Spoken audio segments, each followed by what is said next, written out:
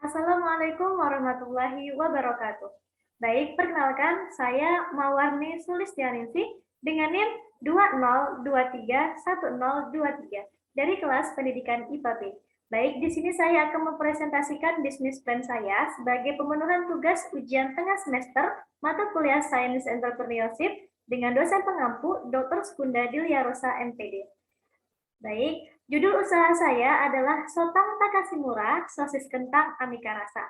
Langsung saja, di sini saya akan membahas mengenai proyek rencana usaha dan analisis kelayakan usaha dengan 5 topik pembahasan, yaitu yang pertama, judul dan bidang usaha, ide dan kreativitas baru, peluang dan tantangan, analisis bisnis, serta analisis kelayakan dan penetapan harga. Di sini saya akan membagi menjadi 2 sesi, yaitu sesi proyek rencana usaha dan sesi analisis kelayakan usaha. Langsung saja untuk pembahasan yang pertama, yaitu mengenai judul dan bidang usaha.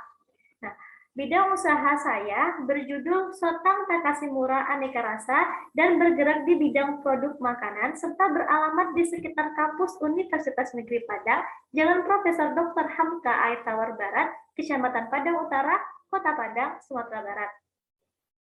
Selanjutnya mengenai ide dan kreativitas bisnis. Nah, ide usaha ini muncul akibat banyaknya masyarakat yang tertarik dan menyukai makanan khas Korea, yaitu kondok. Nah, jadi saya menginovasikan kondok menjadi makanan baru, yaitu sotang, sosis kentang, yang menggunakan bahan baku kentang dengan kalori yang lebih rendah dibandingkan dengan kondok. Selanjutnya untuk kreativitas, di sini ada beberapa aspek kreativitas yang saya lakukan, yaitu yang pertama dalam aspek bahan baku, menggunakan bahan baku kentang yang berkualitas serta berpotensi luas dan sangat banyak jumlahnya di wilayah Indonesia. Selanjutnya untuk cita rasa. Nah, sotang ini bercita rasa beragam, seperti matcha, coklat, tiramisu, saus, dan mayonaise. Selain itu, tampilannya juga menarik, sehingga dapat menarik perhatian calon pelanggan untuk membeli produk ini. Selain itu juga brand dagangnya unik, yaitu Takashimura, yang artinya tak kasih murah, sehingga harga dari produk ini sangat terjangkau.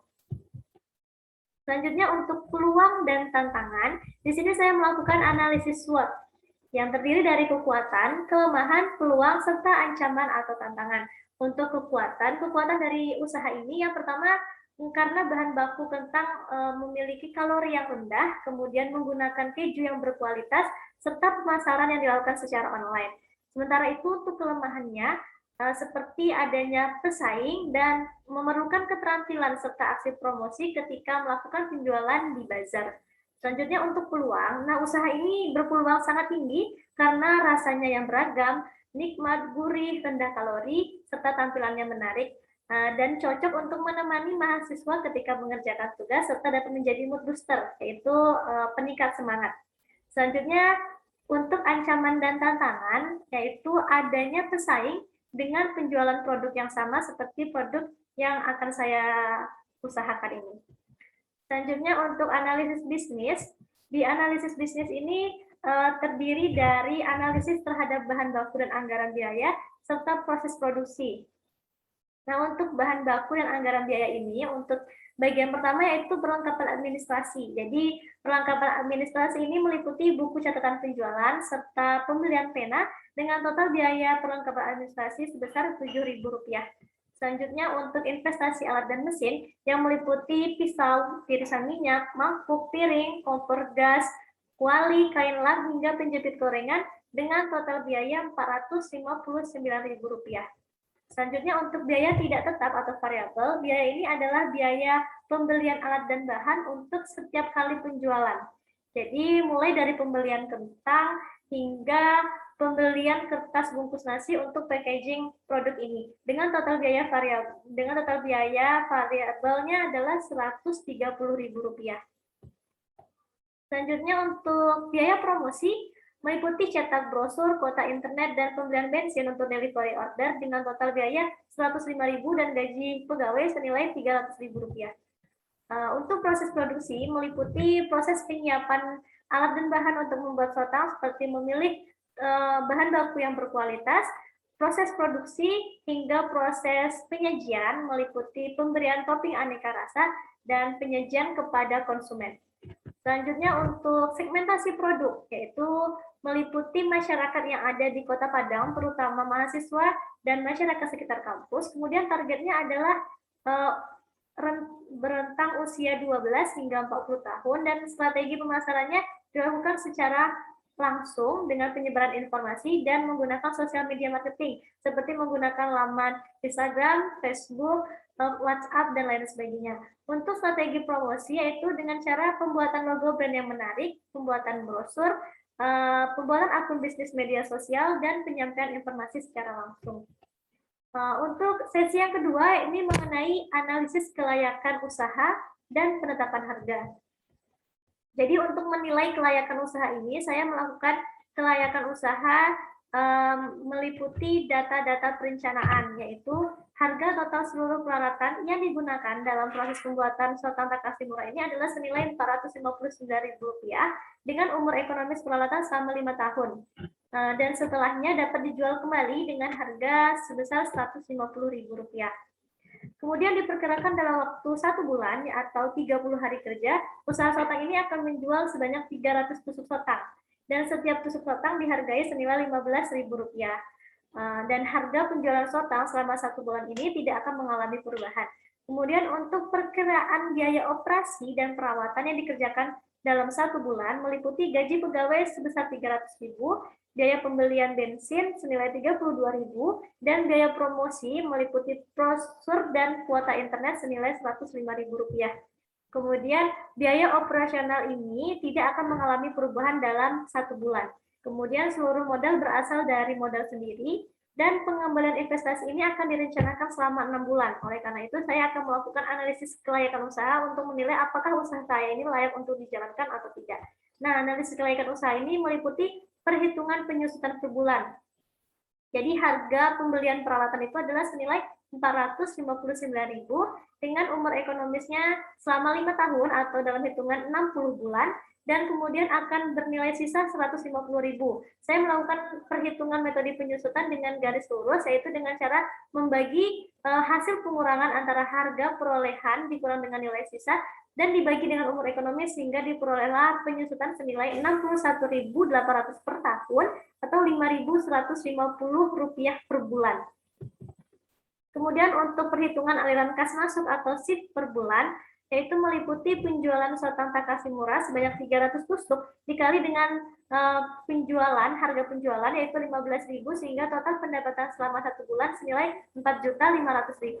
Kemudian biaya operasional yang mencakup gaji pegawai, biaya pembelian bensin, biaya promosi, biaya administrasi, dan biaya bahan selama 1 bulan, maka diperolehlah hasil biaya operasional sebesar Rp4.312.000 dan dijumlahkan dengan biaya penyusutan sebesar Rp5.150 sehingga diperoleh total biaya keseluruhan senilai Rp4.317.150.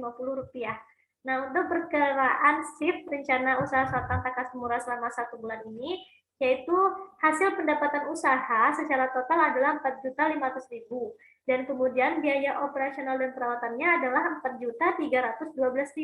Kemudian ditambahkan dengan biaya penyusutan Rp5.150 sehingga diperolehlah biaya keseluruhannya adalah Rp4.317.150. Sehingga laba yang diperoleh adalah Rp4.500.000 dikurang Rp4.317.150, hasilnya adalah Rp182.850. Untuk perhitungan SIP, laba ini akan dijumlahkan dengan biaya penyusutan yaitu Rp5.150 sehingga diperoleh keuntungan sebesar Rp182.850.